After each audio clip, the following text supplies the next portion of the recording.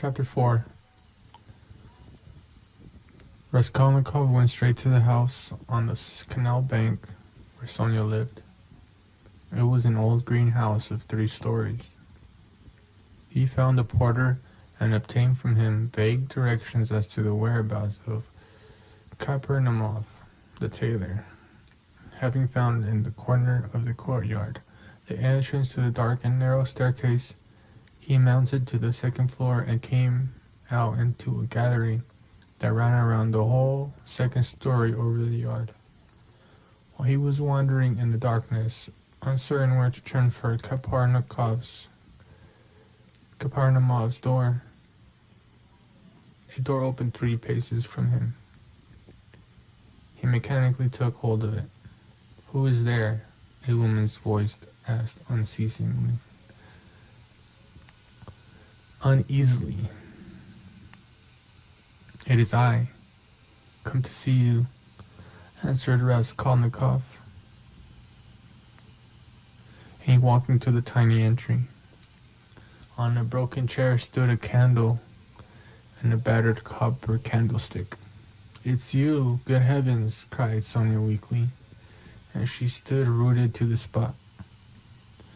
"Which is your room?" "This way." And Raskolnikov, trying not to look at her, hastened in. A minute later, Sonia too came in with the candle, set down the candle, and completely disconcerted, stood before him, inexpressibly agitated and apparently frightened by his unexpected visit. The color rushed suddenly to her pale face, and tears came into her eyes. She felt sick and ashamed and happy too. Raskolnikov turned away quickly and sat on a chair by the table. He scanned the room in a rapid glance. It was a large but exceedingly low-pitched room, the only one led by the Kapernaumos, to whose room a closed door led in the wall on the left. On the opposite side, on the right-hand wall, was another door, always kept locked, that led to the next flat, which formed a separate lodging. Sonia's room looked like a barn. It was a very irregular quadrangle and gave it a grotesque appearance. A wall with 3 windows looking out onto the canal ran aslant, so at the corner formed a very acute angle.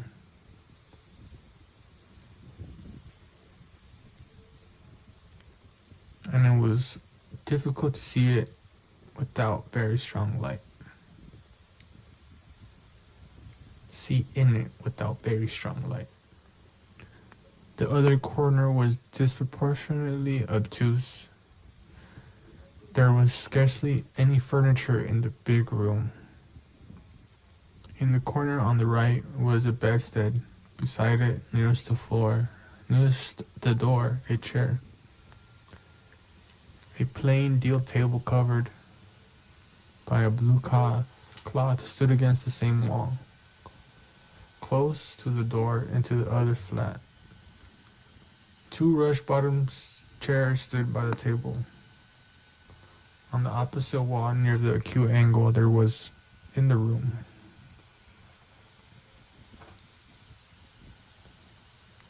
On the opposite wall, near the acute angle, stood a small, plain wooden chest of drawers looking, as it were, lost in a desert.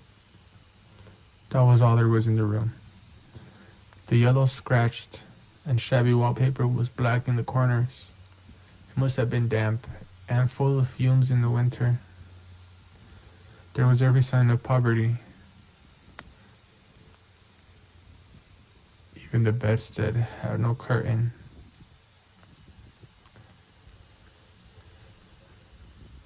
Sonia looked in silence at her visitor, who was so attentively and unceremoniously scrutinizing her room, and even began at last to tremble with terror, as though she was standing before her judge and the arbiter of her destinies. "I am late. It's 11, isn't it?" he asked, still not lifting his eyes. "Yes," muttered Sonia. "Oh yes, it is," she added hastily, as though in that lay her means of escape. My landlady's clock has just struck. I heard it myself. I've come to you for the last time, Raskolnikov. Went on gloomily. Although this was the first time, I may perhaps not see you again. Are you going away? I don't know. Tomorrow? Then are you not coming to Katerina Ivanovna tomorrow?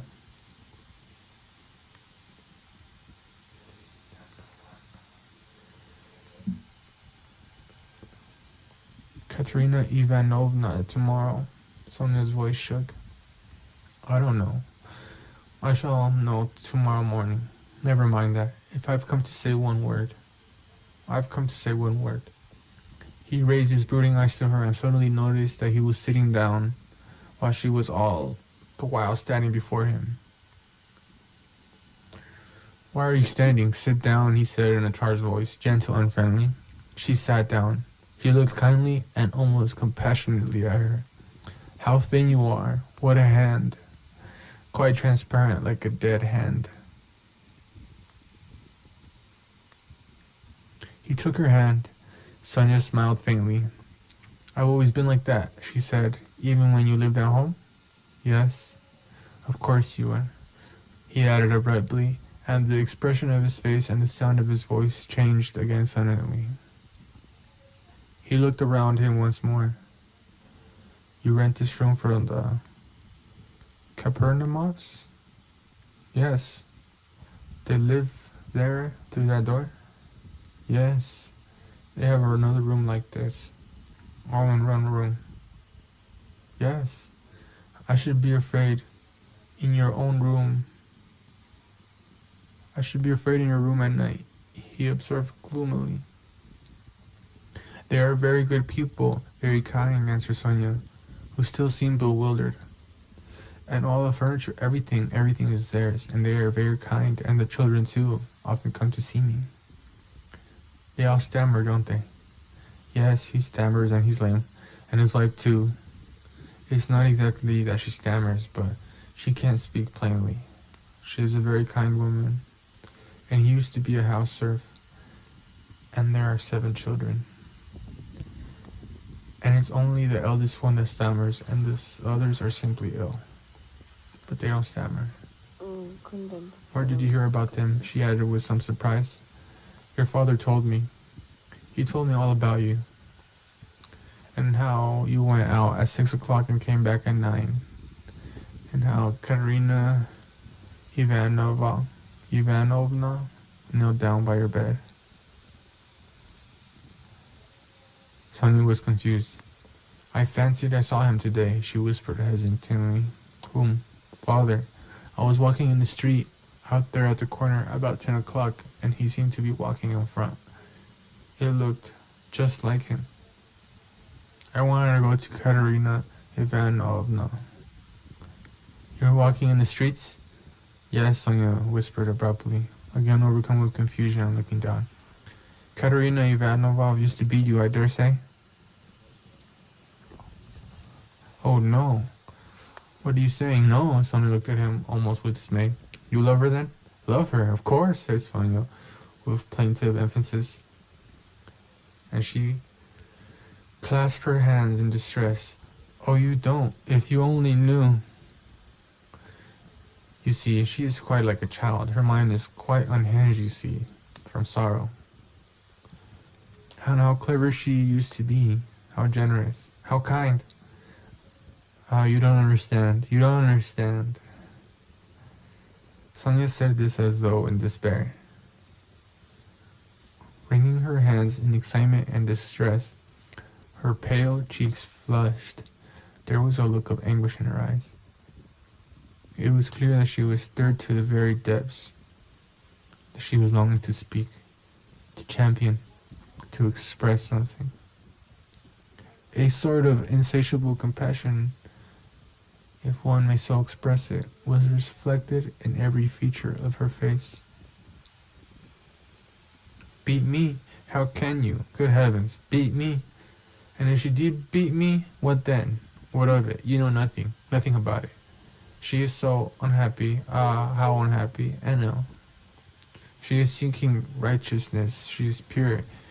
She has such faith that there must be righteousness everywhere, and she expects it. And if you were to torture her, she would do wrong. She doesn't see that it's impossible for people to be righteous. She is angry at it, like a child. Like a child, she is good. And what will happen to you? Someone looked at him inquiringly. They are left on your hands, you see. They were all on your hands before, though, and your father came to you to beg for drink. Well, how will it be now? I don't know, Sonia articulated mournfully.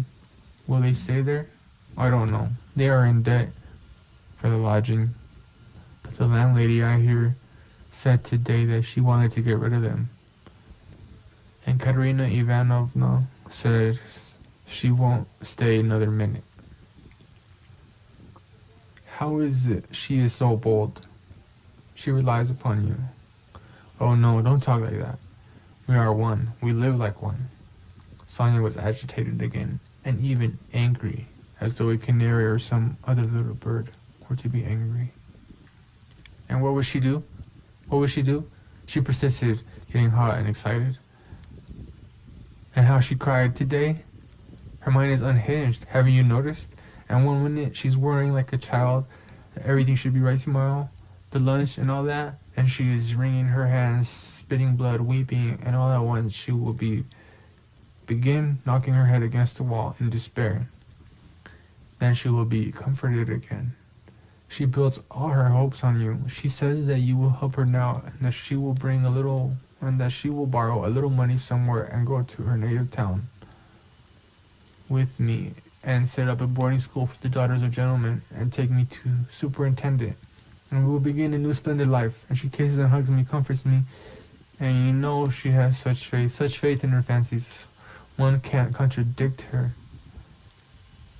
And all the day long she has been washing, cleaning, mending. She dragged the washtub into the room with her feeble hands and sank on the bed, grasping for breath. We went this morning to the shops to buy shoes for Polenka and Lida, for theirs are quite worn out. Only the money we'd reckoned wasn't enough, not nearly enough. And she picked out such dear little boots, for she has taste you don't know. And there in the shop, she burst out crying before the shopman because she hadn't enough. Ah, it was sad to see her. Well, after that, I can understand you're living like this, Raskolnikov said with a bitter smile. And aren't you sorry for them, aren't you? Sorry? Sonia flew at him again. Why, I know you gave her your last penny yourself, though you'd seen nothing of it. And if you'd seen everything, oh dear, and how often I brought her to tears.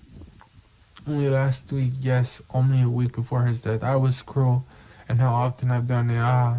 I've been wretched at the thought of it all day. Sonia wrung her hands as she spoke at the pain of remembering it. You were cruel? Yes, I went to see them. She went on weeping. And father said, read me something, Sonia, my heart aches. Read to me. Here's a book. He had a book he had got from Andrei Semyonovich Lebesnikov. He lives there. He always used to get hold of such fancy books. And I said, I can't stay, as I didn't want to read. And I'd gone in chiefly to show Katerina Ivanovna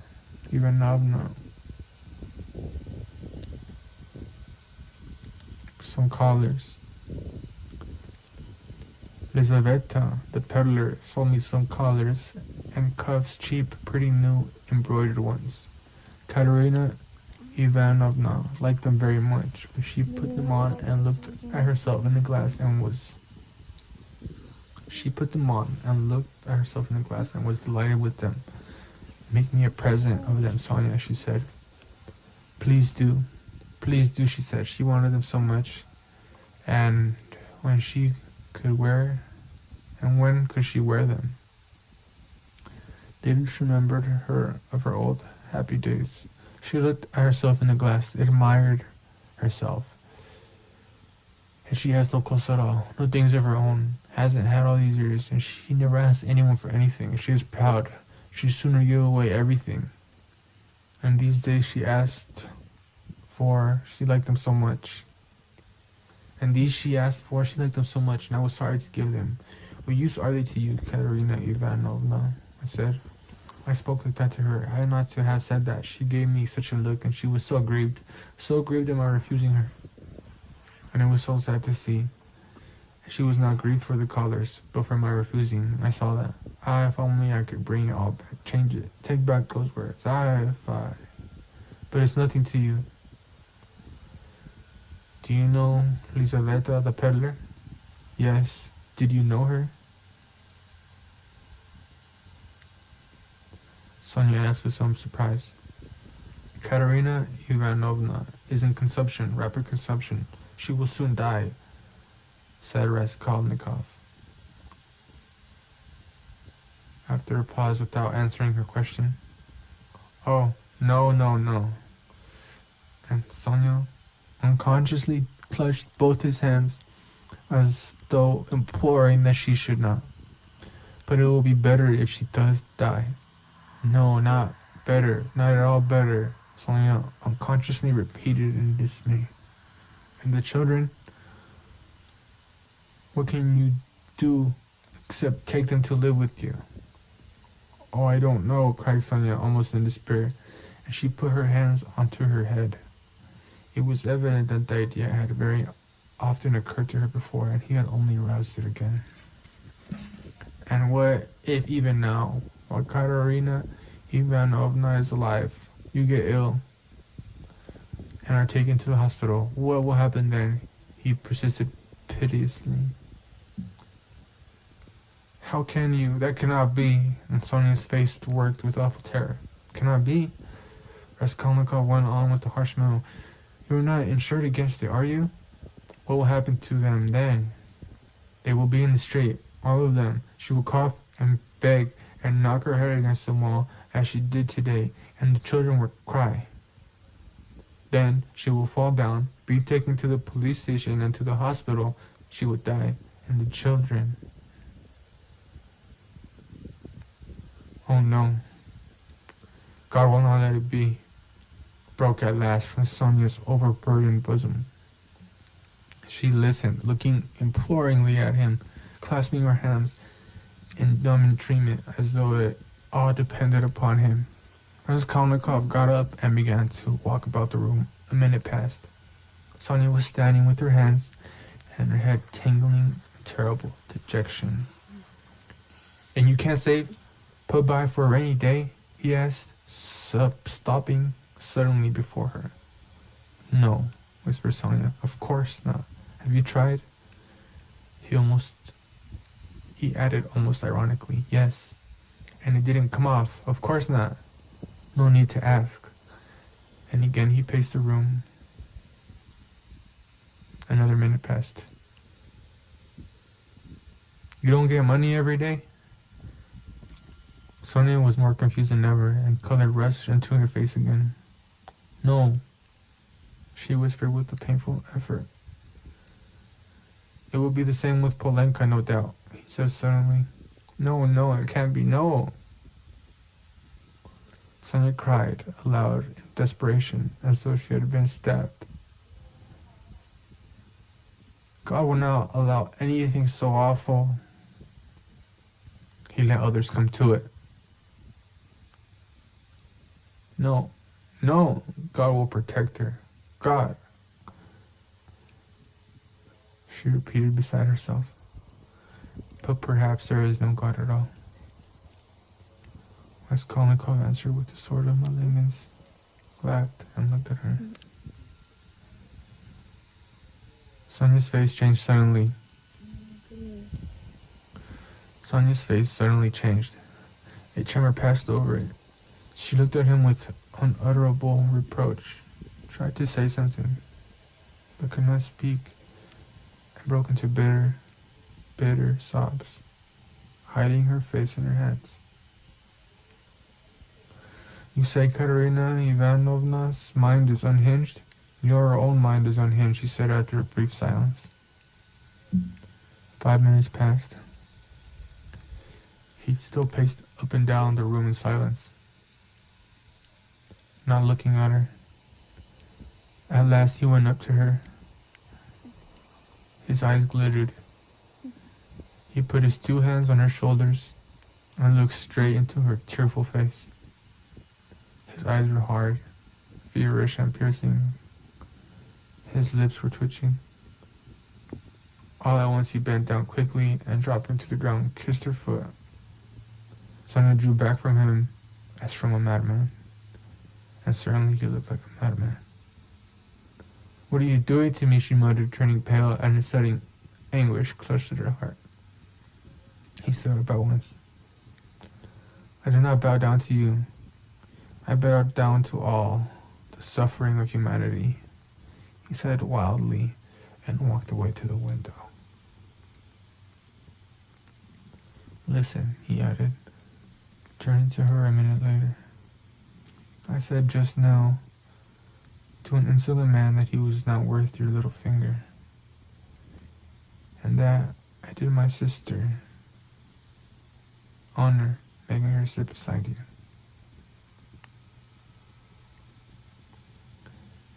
"Ack, you said that to them? And in her presence?" cried Sonia, frightened. "Sit down with me. In honor. Why, I'm dishonorable. Why did you say that?" "It was not because of your dishonor and your sin I said that of you, but because of your great suffering." "But you are a great sinner, that's true," he added, almost solemnly. "And your worst sin is that you have destroyed and betrayed yourself for nothing. Isn't that fearful? Isn't it fearful that you are living in this filth which you loathe so, and at the same time you know yourself? You only to open your eyes, that you are not helping anyone by it, not saving anyone from anything. Tell me," he went on almost in a frenzy, "how this shame and degradation can exist in you side by side with other opposite holy feelings? It would be better, 1,000 times better and wiser, to leap into the water and end it all." "But what would become of them? What would become of them?" Sonia asked faintly, gazing at him with eyes anguished, but not seeming surprised at his suggestion. Raskolnikov looked strangely at her. He read it all on her face, so she must have had that thought already, perhaps many times, and earnestly she had thought it out in her despair how to end it, and so earnestly, and now she scarcely wondered at his suggestion. She had not even noticed the cruelty of his words. The significance of his reproaches and his particular attitude to her shame she had, of course, not noticed either, and that too was clear to him. But he saw how monstrously she thought of her disgraceful, shameful position. How monstrously the thought of her disgraceful, shameful position was torturing her and had long tortured her. What, he thought, could hitherto have hindered her from putting an end to it? Only then he realized with those poor little orphan children and that pitiful, half-crazy Katerina Ivanovna knocking her head against the wall in her consumption meant for Sonia.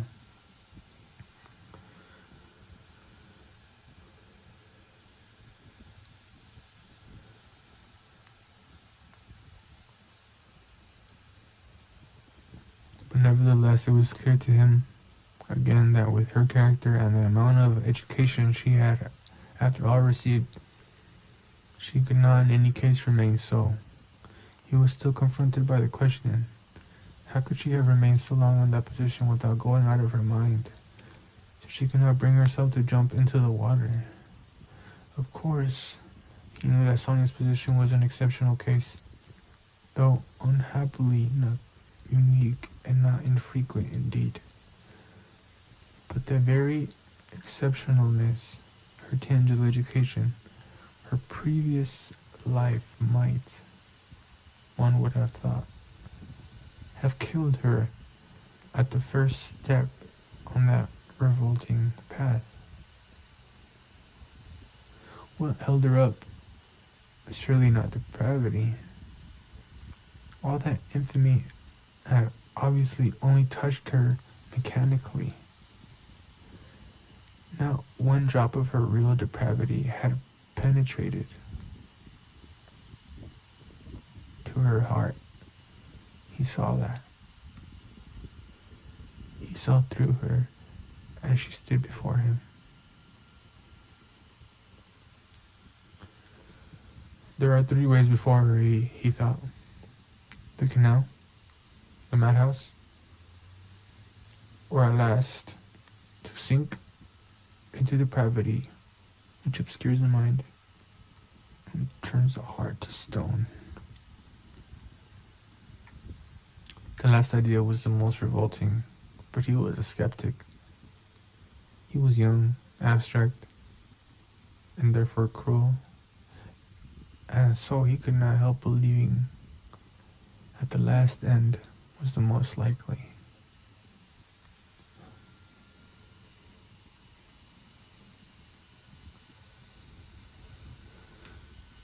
But can that be true? He cried to himself. Can that creature, who has still preserved the purity of her spirit, be consciously drawn at last into that sink of filth and iniquity? Can the process already have begun? Can it be that she has only been able to bear it till now because vice has begun to be less loathsome to her? No, that cannot be, he cried, as Sonia had just before. No, what has kept her from the canal till now is the idea of sin, and they, the children, and if she has not gone out of her mind. But who says she has not gone out of her mind? Is she in her senses? Can one talk? Can one reason as she does? How can she sit on the edge of the abyss of lonesomeness into which she is slipping and refuse to listen when she is told of danger? Does she expect a miracle? No doubt she does. Doesn't that all mean madness? He stayed obstinately at that thought. He liked that explanation indeed better than any other. He began looking more intently at her. So you pray to God a great deal, Sonia? He asked her. Sonia did not speak. He stood beside her waiting for an answer. Why should I be without God? She whispered rapidly, forcibly glancing at him with suddenly flashing eyes and squeezing his hand. Ah, so that is it, he thought. And what does God do for you? He asked, probing her further. Sonia went silent a long while, as though she could not answer. Her weak chest kept heaving with emotion. Be silent. Don't ask. You don't deserve. She cried suddenly, looking sternly and wrathfully at him. That's it.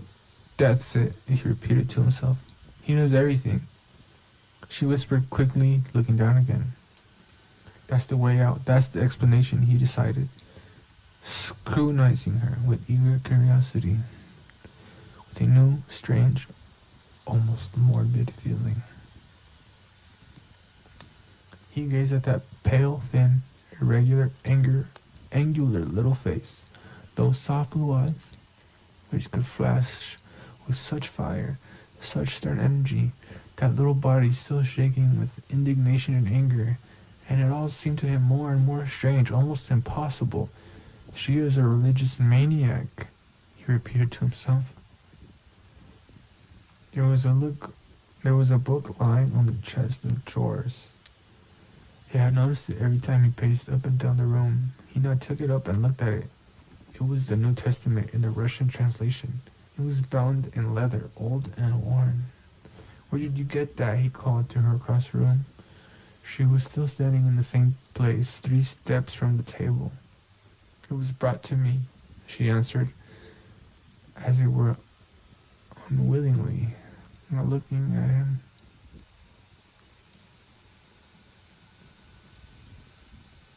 "Who brought it?"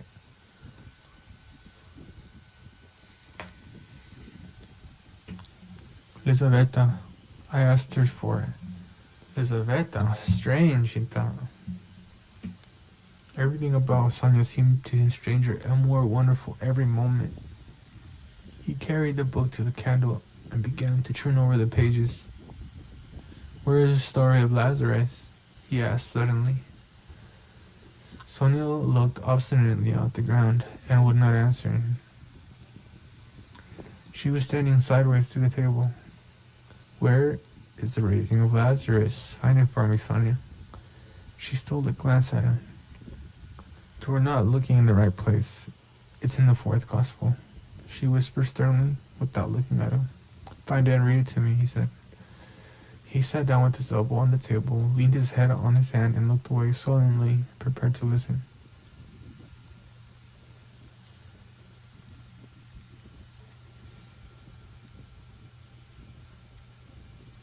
"In 3 weeks' time, they'll welcome me in the madhouse. I shall be there, if I am not in a worse place," he muttered to himself. Sonia heard Raskolnikov's request distrustfully and moved hesitantly to the table. She took the book, however. "Haven't you read it?" she asked, looking up at him across the table.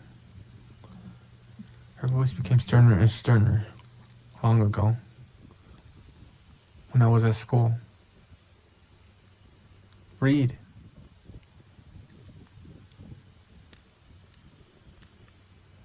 "Or read. And haven't you heard it in church?" "I haven't been." "Do you often go?" No, whispered Sonia.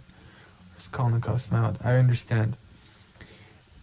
And you won't go to your father's funeral tomorrow?" "Yes, I shall. I was at the church last week, too. I had a requiem service." "For whom?" "For Lizaveta. She was killed with an axe."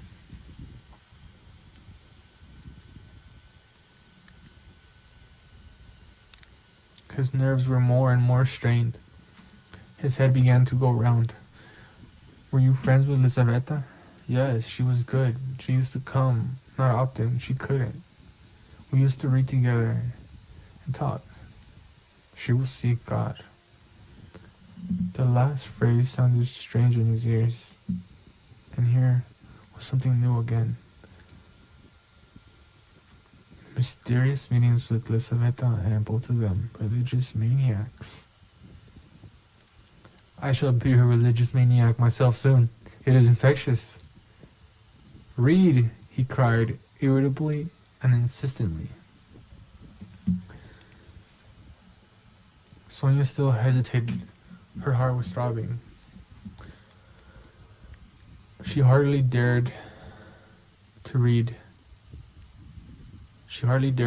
to him. He looked almost with exasperation at the unhappy lunatic. "What for? You don't believe." "What for? You don't believe," she whispered softly, as it were breathlessly. "Read, I want you to," he persisted. "You used to read to Lizaveta."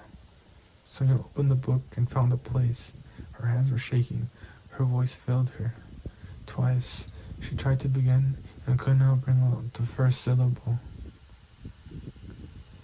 "Now, a certain man was sick named Lazarus of Bethany." She forced herself at last to read, but at the 3rd word her voice broke like an overstrained string. There was a catch in her breath. Raskolnikov saw in part why Sonia could not bring herself to read to him, and the more he saw this, the more roughly and irritably he insisted on her doing so. He understood only too well how painful it was for her to betray and unveil all that was her own. He understood that these feelings really were her secret treasure.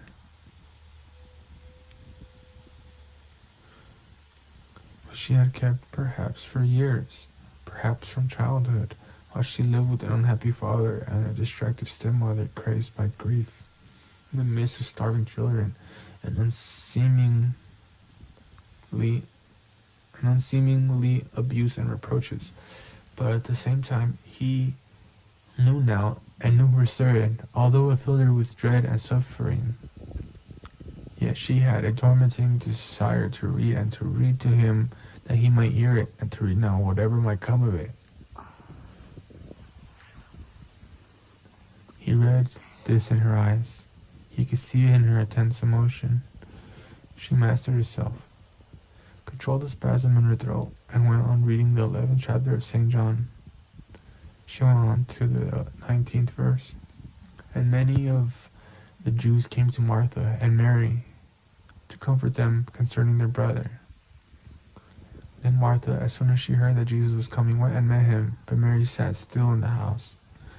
Then Martha said unto Jesus, Lord, if thou hadst been here, my brother had not died. But I know that even now, whatsoever thou wilt ask of God, God will give it thee. And she stopped again with the shamefaced feeling that her voice would quiver and break again.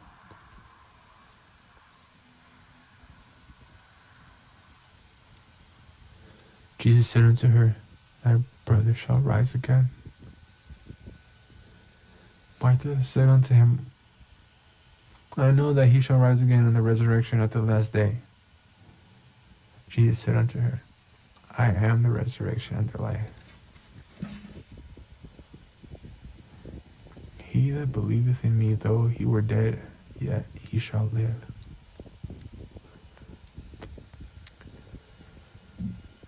And whosoever liveth and believeth in me shall never die. Believest thou this? She saith unto him,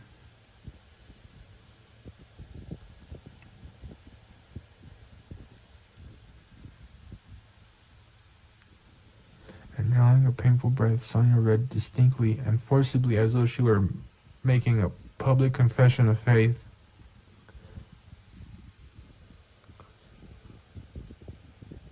Yes, Lord.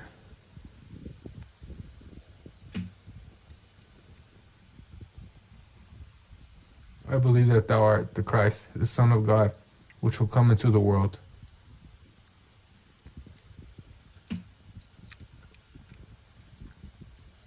She stopped and looked up quickly at him, but controlling herself, went on reading. Raskolnikov sat without moving, his elbows on the table and his eyes turned away. She read to the 32nd verse. Then, when Mary was come where Jesus was and saw him, she fell down at his feet, saying unto him, Lord, if thou hadst been here, my brother had not died. When Jesus saw her weeping, and the Jews also weeping which came with her, he groaned in the spirit and was troubled, and said, Where have ye laid him? They said unto him, Lord, come and see. Jesus wept. Then said the Jews, Behold how he loved him. And some of them said, Cannot this man, which opened the eyes of the blind, have caused that even this man should not have died? Raskolnikov turned and looked at her with emotion. Yes, he had known it. She was trembling in a real physical fever. He had expected it. She was getting near the story of the great miracle, and feeling a sense of immense triumph came over her. Her voice rang out like a bell. Triumph and joy gave it power. The lines danced before her eyes, but she knew what she was reading by heart. At the last verse, "Could not this man which opened the eyes of the blind," dropping her voice, she passionately reproduced the doubt, the reproach, and the censure of the blind, disbelieving Jews, who in another moment would fall at his feet as though struck by thunder, sobbing and believing. And he too was blinded and unbelieving. He too will hear, he too will believe. Yes, at once now. And was what she was dreaming. She was quivering with happy anticipation.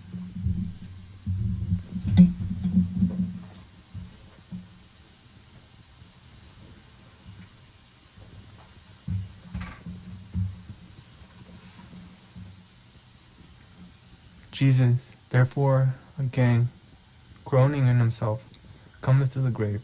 It was a cave, and a stone lay upon it. Jesus said, "Take ye away from the stone." Martha, the sister of him that was dead, saith unto him, "Lord, by this time he stinketh, for he hath been dead 4 days." She laid emphasis on the word "for." Jesus said unto her, "Said I now unto thee, that if thou wouldest believe, thou shouldest see the glory of God?" Then they took away the stone from the place where the dead was laid. And Jesus lifted up his eyes and said, "Father, I thank thee that thou hast heard me.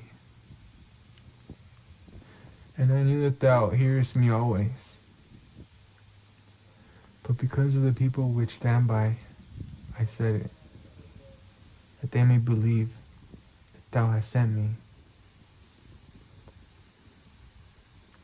And when he said this, and when he thus had spoken, he cried with a loud voice, "Lazarus, come forth."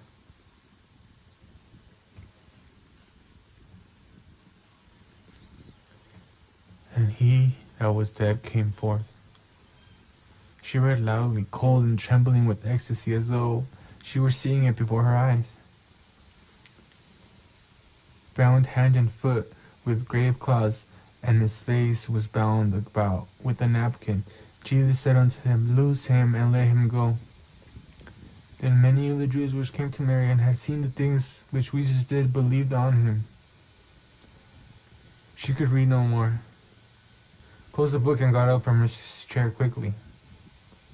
"It is all about the raising of Lazarus," she whispered severely and abruptly, and turning away, she stood motionless, not daring to raise her eyes to him.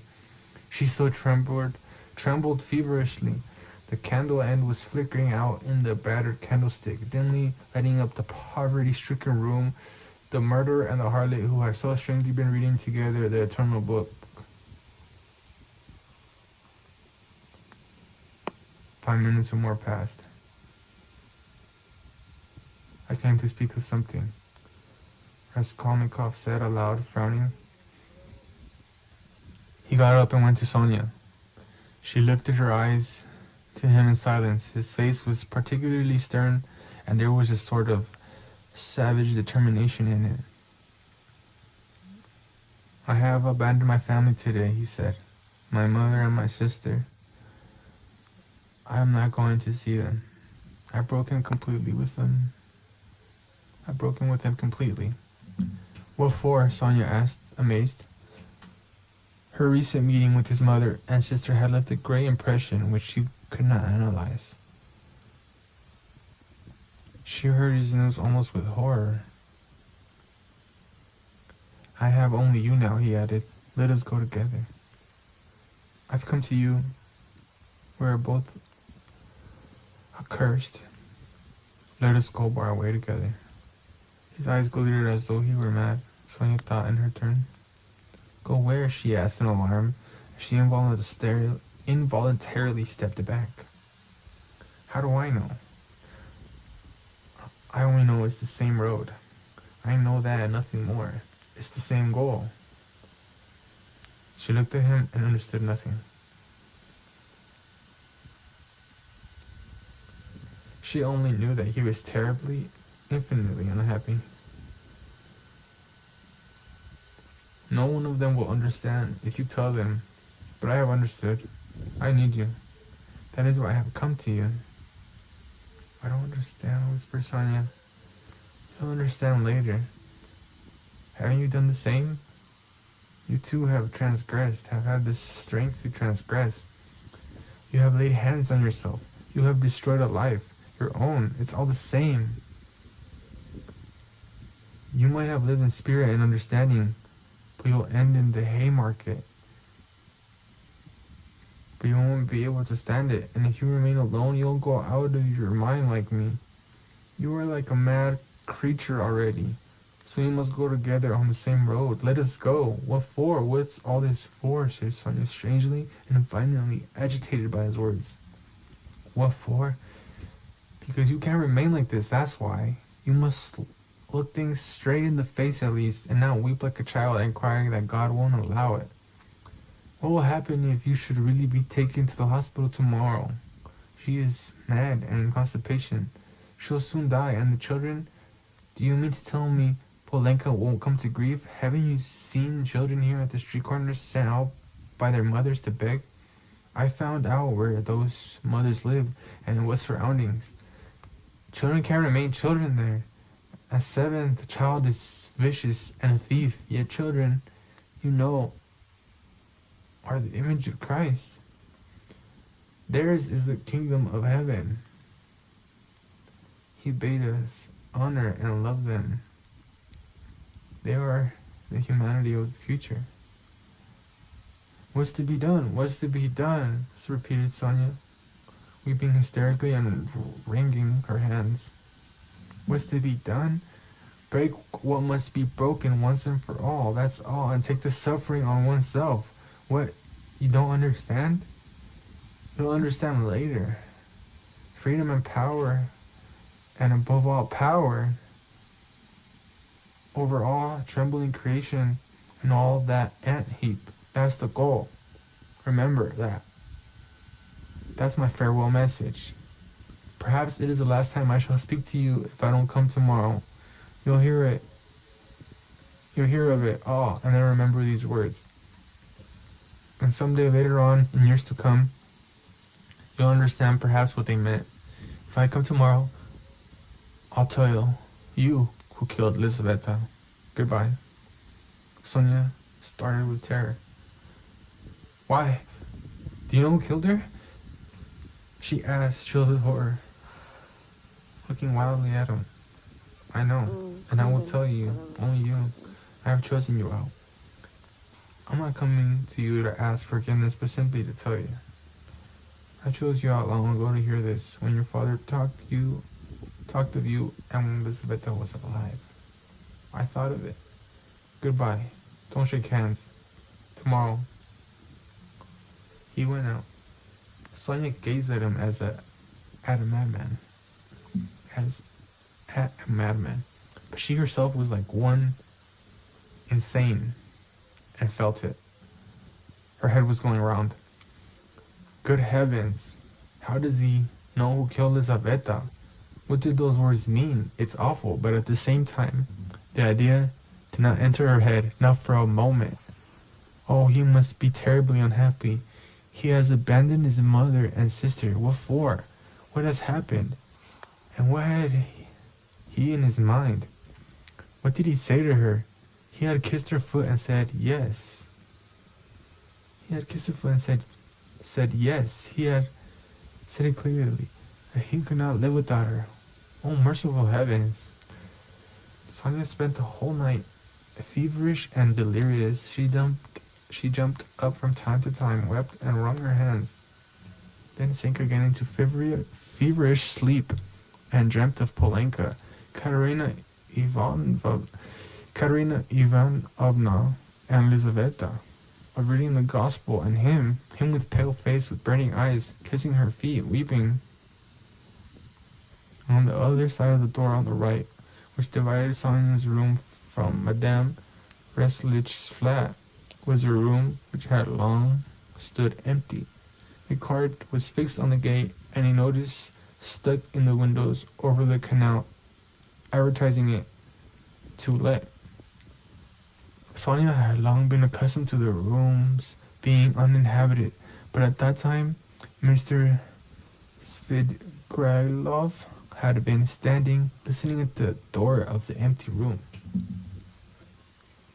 When Raskolnikov went out, he stood still, thought a moment, went on tiptoe to his own room, which adjoined the empty one, brought a chair, and noiselessly carried it to the door that led to Sonia's room. The conversation had struck him as interesting and remarkable, and he had greatly enjoyed it, so much that he brought a chair that he might not in the future tomorrow, for instance, have to endure the inconvenience of standing a whole hour, but might listen in comfort.